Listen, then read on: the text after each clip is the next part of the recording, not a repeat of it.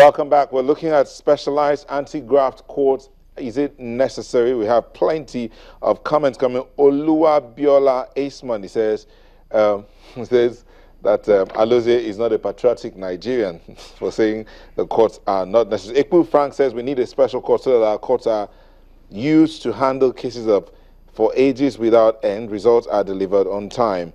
And Austin Edu says it is not healthy for our judiciary, but we should do as occasion demands. We seriously need a special court. Yes, I was going to cite another example. Yes, go ahead. And I told you, I want to cite the example of Yakubu Yusuf of police pension fund, issue. He pleaded guilty for stealing more than 27 billion naira. A court fined him 750,000 naira and he went away.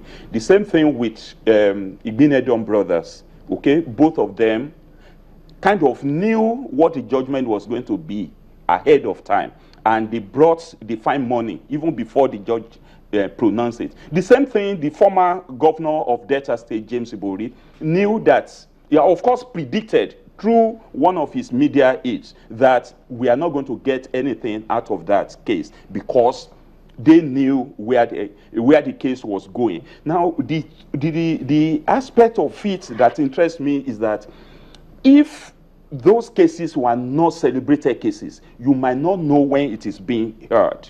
And if it is muddled up with other cases, Nigerians will not focus attention on them. Okay, hold on. Let me read this so that Alozie can respond. Elias Ajadi says, delaying prosecution of corruption cases isn't due to the existing legal framework, but due to inept investigators and prosecutors. It is not true. Because we have, like I told you, most of the charges that were leveled against the former governor of Delta State, part of it were the ones he ordinarily pleaded guilty to when he got to the UK. So is that a product of the prosecutor or the investigators? It is the judiciary that is making cases to drag. Okay. And it is on technical grounds that many of these things are dismissed. All right. It is not because... Let Alozie come in. Yes.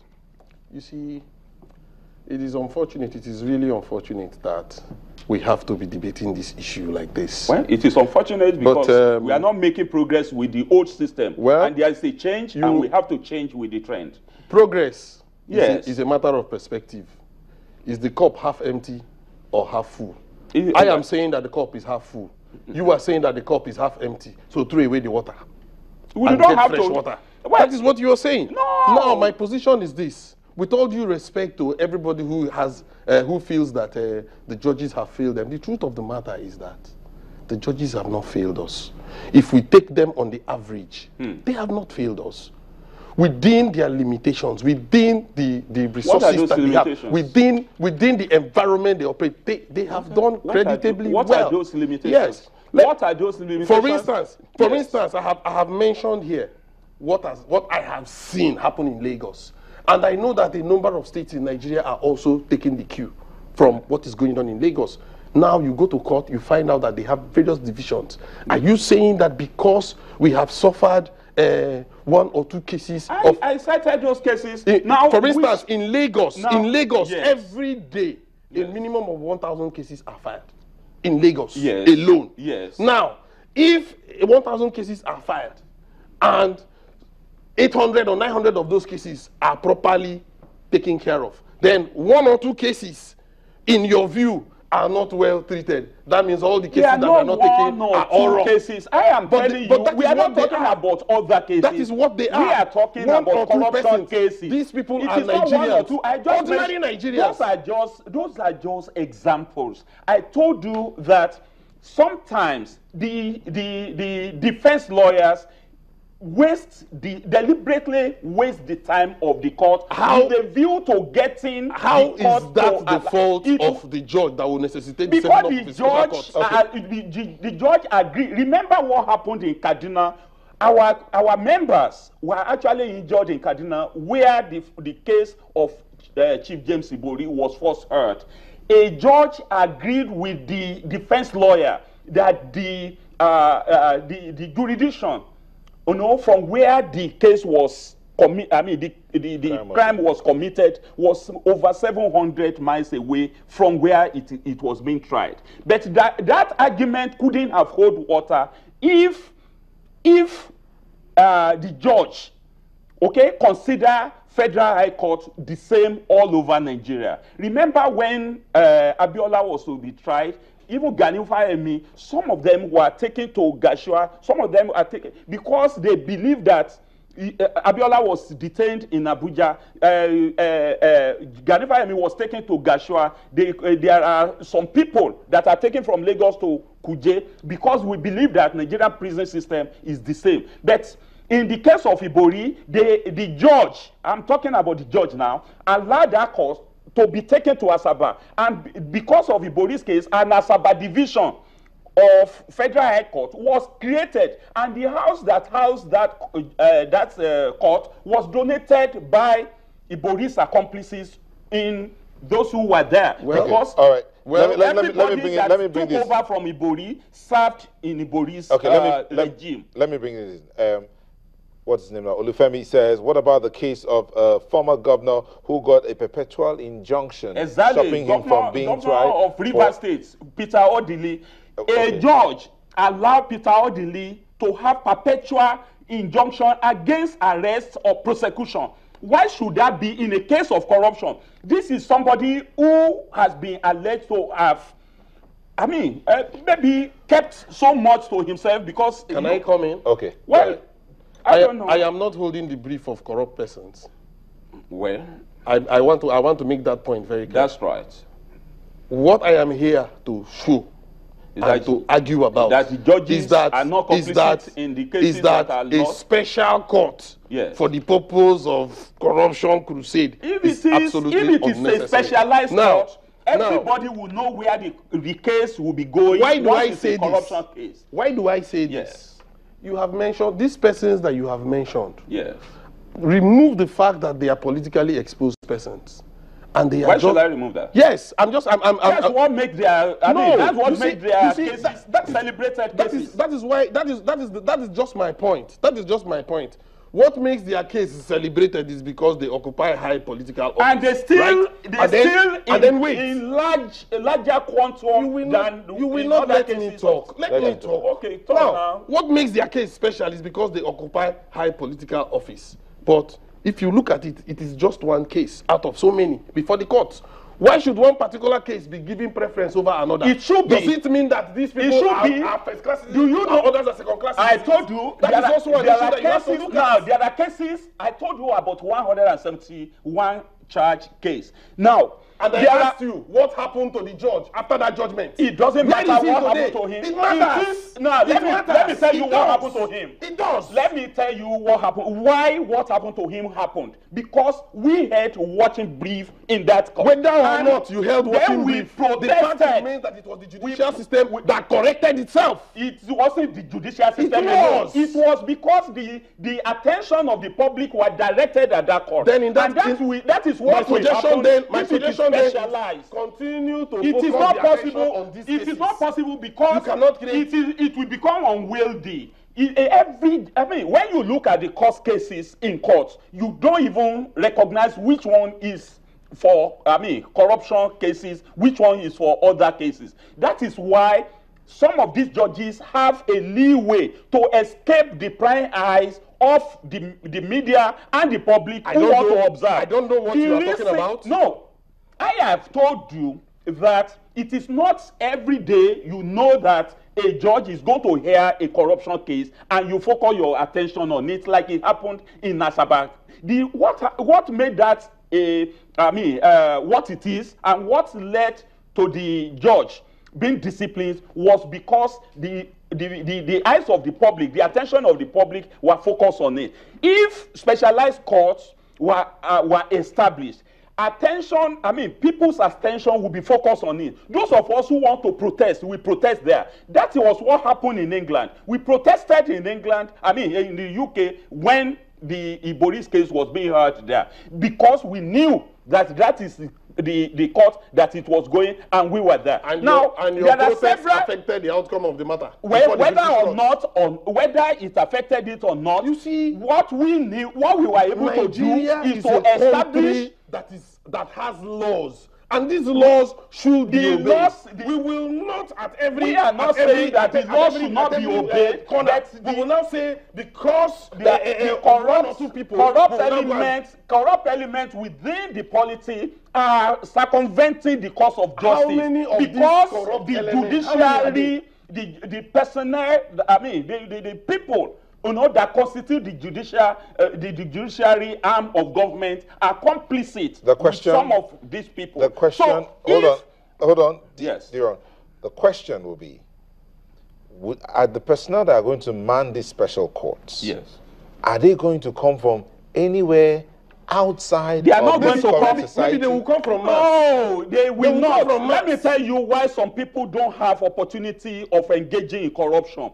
If your attention is directed at them, they will not have any way of manipulating. I told you what happened in Asaba Court. That is a graphic example because it was our project. Okay. We wrote 3 petitions. So let me finish. So it was because of that attention, and at every turn, when the judge, it is not true. When the judge, now let me tell you why it is true. It is not true. When the judge makes any wrong move, we wrote petitions, and the judge was queried. We have copies of the queries, and those queries actually play important role in what happened at the end of the day. Alozie, yes. Henry Aboba says, the judges have failed us. Lawyers connive with the judges to ensure cases are adjourned unnecessarily. Exactly. Then Oludare says, I disagree with Alozie. He's only fighting for himself, his co-lawyers, and the judges, tying the two up. Well, now that is their opinion. As far as I am concerned, as far as I know, we have a judicial system that is at work. It's not working well. We are not saying they are not at work. They are working wrongly. And that is corruption in itself. And that is why we are even saying that anti-corruption agencies should look into, you know... Which brings me to another aspect. Okay. You see all these people who are saying that the judges are doing this and the judges are doing that. Yes. A lot of them have not bothered to look at these cases. I have been fortunate or unfortunate to be involved in matters where in the course of investigation, the so-called investigators will bungle the matters, and then they will come and they expect the judges to overlook some of these things. For instance, our criminal justice system does not put any burden of proof on the criminal, no matter how guilty everybody thinks he is. The onus of proof is on the prosecution, and it remains like that till the end of the case. If for any reason, excuse me, sir, if for any reason the prosecution messes up, the rule is that it is better for 10 guilty persons to escape than for one innocent man to suffer injustice.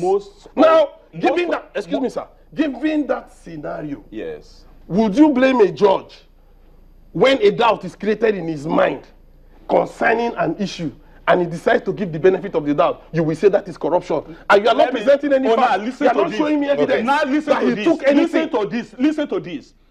You file a corruption case in a court. The first challenge is the jurisdiction of that court to hear that case, and the judge allows that. I mean, even what do they call it now? Disqualify himself from hearing such case. Is that a case of prosecutor? Now, most of the cases, corruption cases that are dismissed, are done on technical grounds. They leave the substance of the case, and that is why we become a laughingstock in the committee of who is to blame for the technical grounds? That's what he's saying. I know that is not doing their job. Look, so you don't blame the judge. You now? I mean, when you know that I was in a court in the Federal High Court. I will not mention the court. I will not mention the judge, and I will not mention the matter. But I'm sure by the time I am done, people who were close to that matter will know the matter I'm talking about. I was in a court in Lagos where the number one anti-corruption body was prosecuting a matter, and they had to bring 5 SANs. They could not move the matter from one step to the other, and they are expecting the judge to sympathize with them. How will that happen? Is it the business of the judge to sympathize with a prosecutor whose case is not properly before him? I don't believe that. Well, Because that may be your own take, I am talking from facts that are within my knowledge. I was there and it happened before me. There are cases if there were other things that went on, I do not know about them. When we actually the discussion is not supposed to be focused on the judges themselves alone. But what I'm saying is that some judges commit. What we're looking at is special courts. Special courts. I am saying that the fact that some judges commit, or the fact that some judges have done this thing, is that enough justification? That is not enough. If they are specialized, everybody, every critic, that want to see how the judge adjudicate in a matter will know where to go. All right, because in some cases, even the litigants don't even know where the cases are coming. Specialization is here already. It's not there. It's not there. It's not there.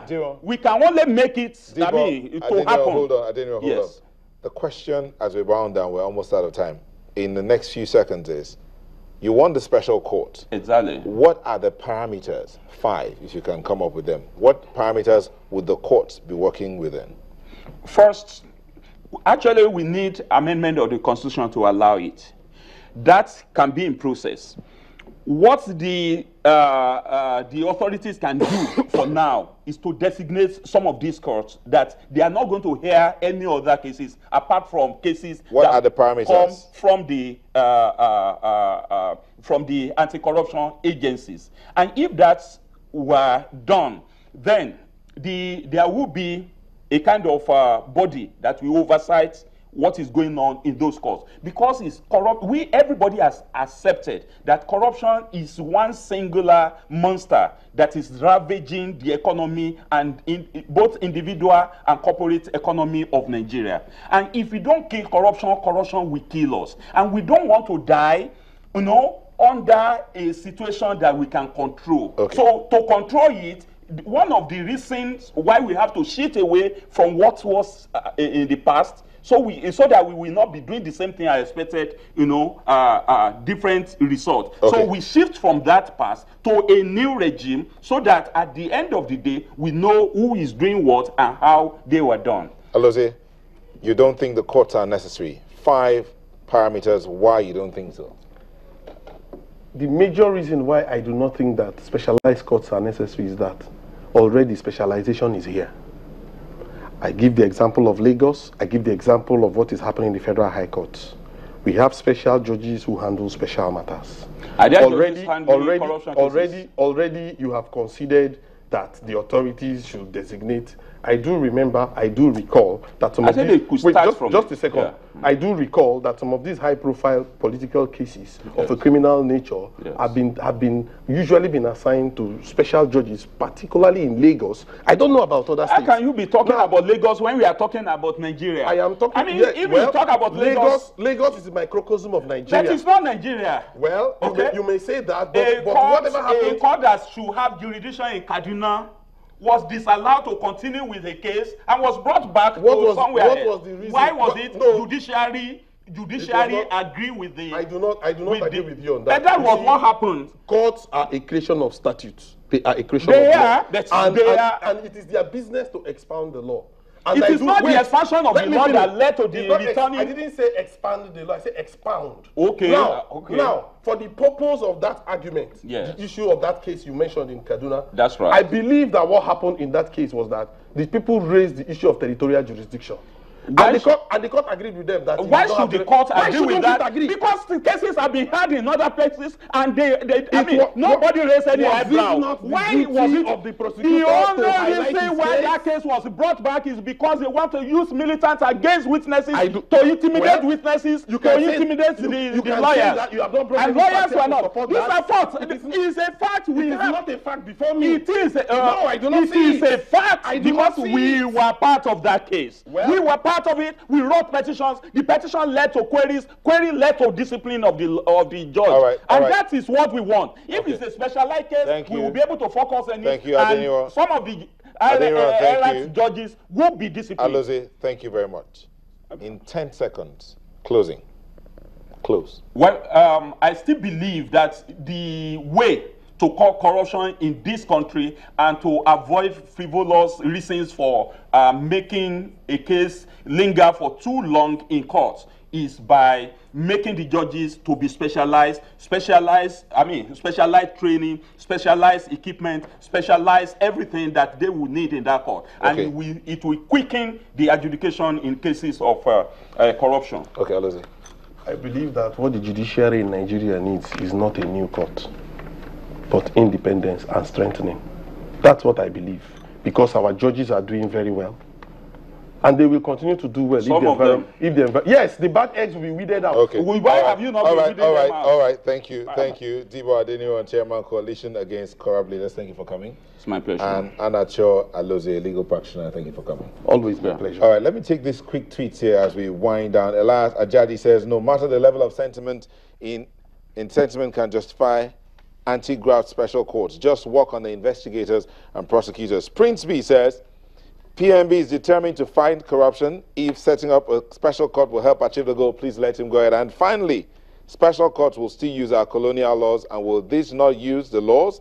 The problems are not the courts or judges, but the laws. Thank you so much for letting us be a part of your evening team. We'll bring you another edition. I am Neo Taigwe. Have yourself a good night.